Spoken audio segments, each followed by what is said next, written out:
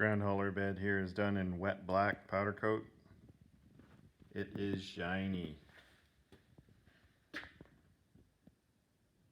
I'm afraid to look at it, touch it, do anything with it. But it looks amazing. This isn't exactly like the color of cab that I would necessarily put with it, but yeah. Bed looks awesome. Somebody needs to buy this thing. As per usual, it's got the lift underneath it, electric tarp. Need a couple of speed controls and a day cab mod on your ground hauler. Bolt this on in a very short time and get hauling. Who wants it?